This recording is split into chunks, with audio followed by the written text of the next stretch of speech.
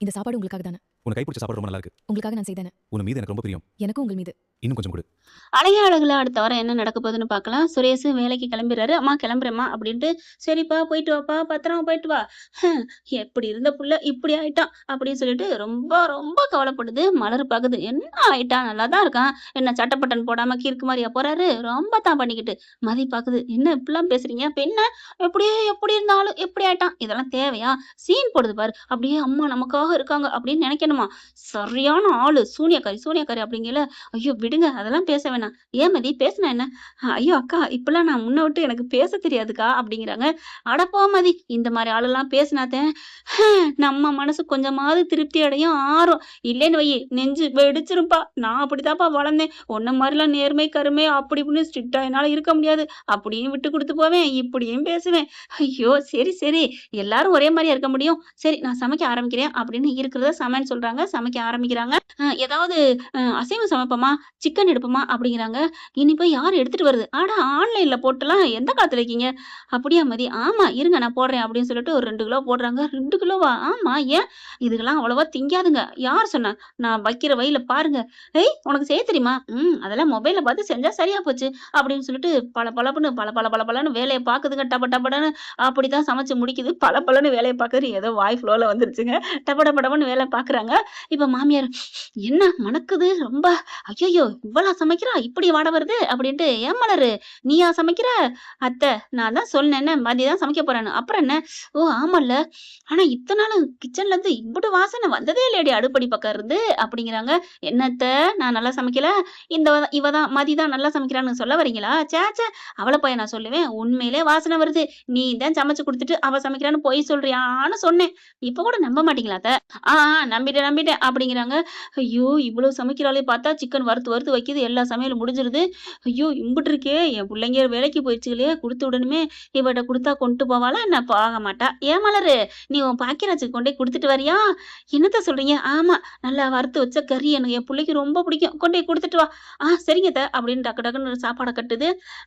அப்படிங்கல, என்ன ஏதாவது வேணுமா? நீ ஏதாவது வேணும்னா நான் கேட்டுறேன், அப்புறம் சண்டை வரும். இப்ப மலர் என்ன பண்றா? சாப்பாடு கட்டுறாங்க. என்ன பண்ண போறா? அவங்க வீட்டுக்காரர் கொண்டு போறாங்க. அதே மாதிரி நீ கொண்டு போறியா?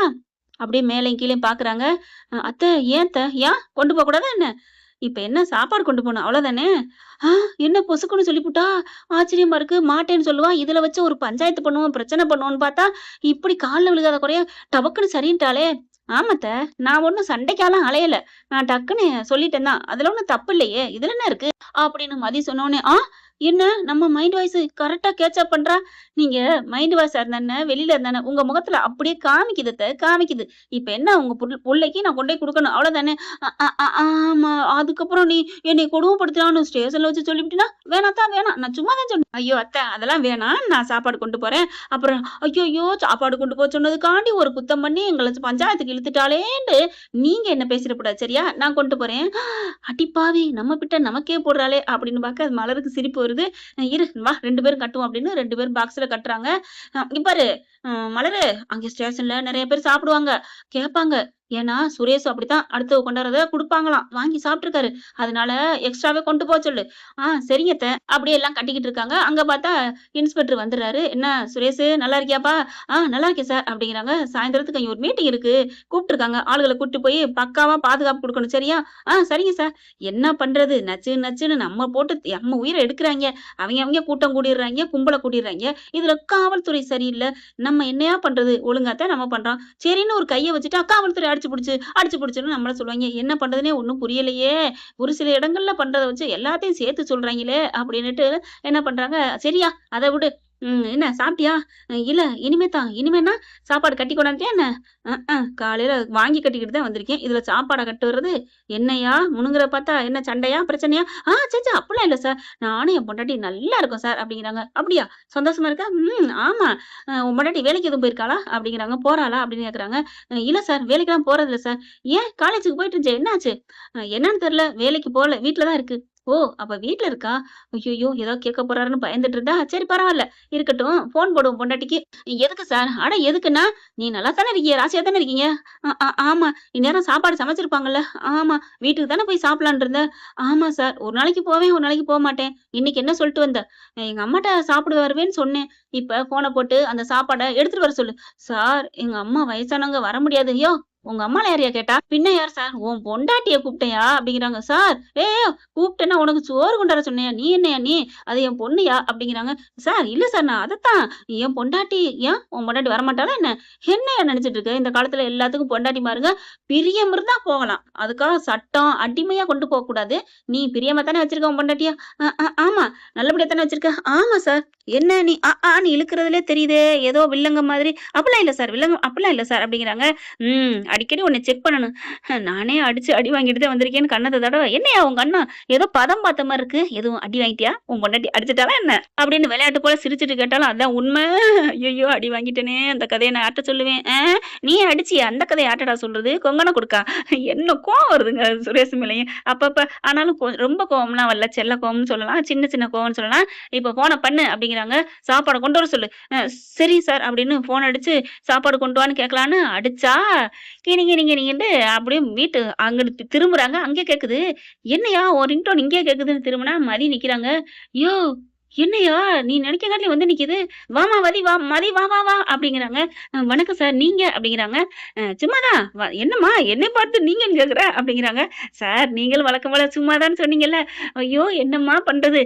சாயந்தரத்துக்கு ஒரு மீட்டிங் இருக்கு. அதான் உன் வீட்டுக்காரர கூட்டு போலான்னு வந்தேன். அப்புறம் பைய பெருசா இருக்கு.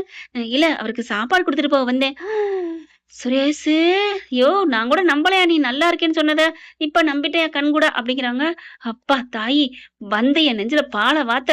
எங்க முடியாது. அவ முறுக்குற முறுக்கு எனக்குலாம் தெரியும் அப்படின்னு நெனச்சுக்கிட்டு தான் ஃபோன் அடிக்க போனாரு. ஆனாலும் வந்துட்டாளே மகராசி அப்படின்ட்டு, மதி தேங்க்ஸ் மதி அப்படிங்கிறாங்க. எதுக்கு? அப்படிங்கல. இல்ல ஒண்ணும் இல்ல அப்படின்னு சமாதானப்படுத்தி, என்னய்யா பேசுற? ஒண்ணும் இல்ல. ஏதாவது கஷ்டமா இருக்கா? உனக்கு வெயில்ல வந்தியா? அப்படின்னு கேட்டேன். வேற ஒண்ணும் கேட்கல. அடப்பாவி! பொய் பேசுறானே! பொய் பொய்யா புழுகுறானே! சார் அப்படிங்கல. மதி ஏம்மா சார கூப்பிடுற? அப்படின்னு கைய பிடிக்க, இன்ஸ்பெக்டர் பாக்குறாரு. இங்க கூட கைய பிடிச்சுக்கிட்டு தான் பேசுவியா பொண்டாட்டிய? இருந்தாலும் இந்த அளவுக்கு லவ் வேணாயா? இங்க வேணாயா? வீட்டுக்குள்ள வச்சுக்க. இங்கேயே கைய பிடிக்கிறியே! அப்ப வீட்ல? கன்னத்திலே கை வைப்பான். இது தெரியாம, என்னங்க சுரேஷ் அப்படிங்கல. எதுவும் மாட்டி குடுத்துறாத. நான் அதுக்கு கூப்பிடல. நான் வேற எதுக்கு கூப்பிட்டேன். ஓ! அப்படியா? அப்படின்னு சொல்ல, என்னம்மா மதி? சார் நான் சாப்பாடு கொஞ்சம் நெறைய தான் கொண்டு வந்திருக்கேன். கொஞ்சம் எல்லாரும் சாப்பிடுறீங்களா? ஐயய்யோ! நான் சாப்பிட்டேன் நெறைய பேர் சொல்றாங்க. ஒரு 4, 5 பேர் சாப்பிடலைங்கிறாங்க. அப்ப 4 பேருக்கு கிடைக்குமா? இருக்கு. என்னம்மா தொட்டுக்க? சிக்கன், கிரில் சிக்கன், 60 பை அப்படிங்கல. ஐயோ! எனக்கு ரொம்ப பிடிக்கும் அப்படிங்கிறாங்க. அதுல ஒரு 5, 6 பேர் வெளில போயிடுறாங்க. அப்ப 4 பேர் வந்து உட்கார சொல்றாங்க. எல்லாருக்கும் சாப்பாட போடுறாங்க. போட்டா, அப்படி பார்த்தா 4 இல 5 இல எப்படிம்மா கொண்டாந்த? இங்கே இருக்கு வாழைமரம் எடுத்துட்டு வரட்டுமா? இல்ல நான் தான் கொண்டாந்தேன் வேணுக்குன்னே தான் அப்படிங்கிறாங்க. எப்படிம்மா? எங்க அத்தை தான் சொன்னாங்க. சாப்பாடு கொண்டு போய் சேர்த்து குடுமா அப்படின்னு சொன்னாங்க. ஏ! உன் அத்தையும் மாறிடுச்சா மனசு? என்னய்யா சுரேஷு கைக்குடியா? இப்படித்தான் இருக்கணும். இங்க வந்து ஒரு வாட்டி பஞ்சர் பார்த்தா தான் எல்லாம் சரியாகுது. ஆமா சார் அப்படின்னு சுரேஷ் சொல்ல, என்னது? இல்ல சார் அப்படிலாம் இல்ல அப்படிங்கிறாங்க. அப்புறம் சாப்பாடு பரிமாறுறாங்க. சூப்பரா இருக்கு. எல்லாம் சாப்பிடுறாங்க. எப்படிம்மா இதெல்லாம் யார் சமைச்சது? நானும் எங்க அத்தையும் தான். என் குழந்தை பொண்டாட்டியும் தான் அப்படிங்கிறாங்க. சூப்பர்யா! உன் குடும்பம் ஒரு பல்கலைக்கழகம் அப்படி இப்படின்னு பாராட்டி சாப்பிட்டு தள்ளிட்டு போறாங்க. அ அப்பா நல்லா இருக்கு. கொஞ்சம் சாதம் சாப்பிட்டாலும் சூப்பரா இருக்குமா. இந்த சிக்கன் 60 அடிச்சுக்க முடியாது. நீ ஒரு கடை ஸ்டாலே போடலாம். அப்படி பாக்குறாங்க. சரிம்மா அப்புறம் வேலையெல்லாம் எப்படி? ஏன் நிப்பாட்டிட்டியா? அப்படிங்கிறாங்க. ஆமா சார் அப்படிங்கிறாங்க. என்னன்னு தெரியல வேலைய விட்டு நிப்பாட்டிட்டாங்க. விடுமா எனக்கு தெரிஞ்ச ஒரு காலேஜ் இருக்கு. அங்கே சேர்த்து விடுறேன். சுரேஷ் பாக்குறாங்க. சரி பரவால்ல போகட்டும் போ. இங்க இருந்துட்டு நம்ம உயிர் எடுக்க வேணாம் அப்படின்னு நினைக்கிறாங்க. சார் நிஜமாவா சார்? ஆமாம்மா. உப்பு தின்றுருக்கேன். அதுவும் டேஸ்டான உப்பு. சார் நான் எப்ப சார் உப்பு போட்டேன்? சாப்பாடு தானே சார் போட்டேன். ஐயோ! காமெடி பண்ணிருச்சு அவன் பொண்டாட்டி. ஏம்மா உப்புன்னு சொல்லுவாங்கம்மா. சாப்பாட தாம்மா சொன்னேன். நானும் சும்மா தான் சார் சொன்னேன். பரவாயில்லையே கலாய்க்கிற. என்ன கண்டா எல்லாம் பயப்படுவாங்க. என்ன கண்டா என்னன்னா நீ தான் பரவாயில்ல இப்படிதான் இருக்கணும். எல்லா நேரத்துலயும் எல்லாம் பயந்தெல்லாம் போகக்கூடாதும்மா. நாங்க என்ன பூதமா? பேயா? பிசாசா? நாங்களும் மனுஷங்க தாம்மா. எல்லாரும் பழகுனா நாங்க நல்லா தான் பழகுவோம். சரி சரி நீ உனக்கு வேலைக்கு இரு சொல்றேன் கேட்டு சொல்றேன் அப்படின்னு ஒரு கால் பண்றா. பண்ணிட்டு அப்படிங்களா? ஓகே. நாளையிலேருந்தே வர சொல்றேன் அப்படின்ட்டு, அம்மா சொல்லிட்டுமா எங்க வீட்டுக்கு பக்கத்துல இருக்கு ஒரு காலேஜ். நீ அங்க போற உனக்கு எல்லா வேலையும் கிடைக்கும். உனக்கு சம்பளம் 45,000. சார் 45,000மா? ஆமாம்மா. ஏன்? நீ தான் நல்ல ஒரு எக்ஸ்பீரியன்ஸ்லாம் சொன்னேல்ல. நான் அவங்ககிட்ட சொல்லிட்டேன். எல்லாத்தையும் டீட்டெயில் சொல்றாங்க மதி. இந்த இதுக்கு இத்தனை வருஷம் எக்ஸ்பீரியன்ஸுக்கு காசு குடுக்குறோம் கூடவே அப்படின்ட்டு 45,000 குடுக்குறாங்க. அவங்களுக்கு ரொம்ப சந்தோஷம். மதி சுரேஷ் பார்க்குறாரு. 45,000மா? என் சம்பளத்துல வாங்குவாப்புல இருக்கே அப்படின்னு அள்ளு விடுது அவருக்கு. அதுக்கப்புறம் என்னையா சுரேஷு? சரிம்மா நீ கிளம்பு. நல்லா இருக்கீங்க. எனக்கு இப்பதான் சந்தோஷமா இருக்கு. என்னமோ ஏதோ நம்மளால ஒரு குடும்பம் ஒண்ணா இருந்தா எனக்கு சந்தோஷம். ஏன் சேர்ந்துட்டீங்கல்ல அப்படின்னு போறாங்க. அப்படியே மதி சுரேஷ் ஆடி போய் நிக்கிறாரு. எல்லாத்தையும் எடுத்து வைக்கிறாங்க. எடுத்து வைக்கல கிட்டக்க வாராங்க. நிமிர்ந்தே பார்க்கல எல்லாத்தையும் எடுத்து வைக்க. பாரு வந்து நிக்கிறேன்.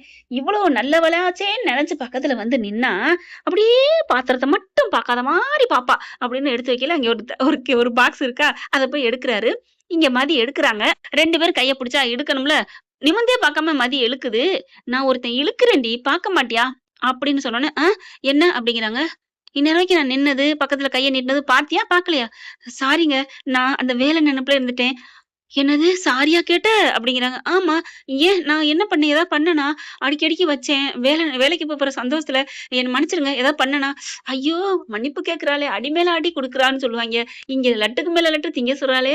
மதி உனக்கு நான் நன்றி சொல்லத்தான் நான் வந்தேன் அப்படிங்கிறாங்க. என்ன? எதுக்கு? நீ இப்ப சாப்பாடு குடுத்து என் நெஞ்சில பால வார்த்துட்ட. பரவால்ல இருக்கட்டும். அதுல என்ன இருக்கு? அப்போ நீ எதுவும் என் மேல கோவம் இல்லையா? இல்லங்க. அத வெளியில நீங்க பப்ளிசிட்டி பண்ணது மட்டும் தான் என்னால கோவம். எனக்கு தாங்க முடியல. மத்தபடி உங்க மேல எந்த கோவமும் இல்ல. மதி சாரி மதி அப்படின்னு கைய பிடிக்கிறாங்க. பரவாயில்ல விடுங்க. எனக்கு வேலை கிடைச்ச சந்தோஷம். உனக்கு வேலை கிடைச்ச சந்தோஷம். எனக்கு என் சீனியர்ட்ட இருந்து பாராட்டு கிடைச்சிருச்சு. எனக்கு கண்டிப்பா ப்ரமோஷன் கிடைக்கும் அப்படின்னு ரொம்ப ஹாப்பியாறாரு. அப்புறம் மதி எனக்கு இப்ப வேலை இல்ல. சாயந்தரம் தான். நான் உன்னை வீட்ல விட்டுட்டு அதுக்கப்புறம் அங்கேருந்து சாயந்தரம் கிளம்பட்டுமா? இல்ல நான் ஆட்டோ பிடிச்சிட்டே போறேன். ப்ளீஸ் வா மதி அப்படின்னு கைய பிடிச்சு இழுத்துட்டு வாராரு. இல்ல விடுங்க விடுங்க அப்படிங்கல இன்ஸ்பெக்டரை பாக்குறாங்க. வராரு. ஐயோ இன்ஸ்பெக்டர் வராரு. ப்ளீஸ் மதி. சரி அவங்களுக்காக அப்படின்னு சொல்லிட்டு வாங்க அப்படின்னு கைய பிடிச்சிட்டு சரி அப்படின்னு அதாவது அன்பா ஒண்ணா இருக்கிற மாதிரி ஒரு நடிப்பு நடிக்கிறாங்க நம்ம மதி. இன்ஸ்பெக்டர் பார்த்துட்டு ரொம்ப சந்தோஷப்படுறாரு.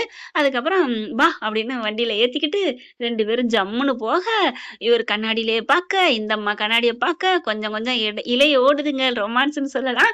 இப்படிலாம் போனா தான் நல்லா இருக்கும். பார்க்கலாம் என்ன நடக்க போகுதுன்னு. இந்த பதிவு உங்களுக்கு பிடிச்சிருந்துச்சுன்னா உங்க பொண்ணான கையில ஒரு லைக்க போட்டு சப்ஸ்கிரைப் பண்ணி ஆதரவு கொடுங்க. அன்பு உறவுல. Thank you friends.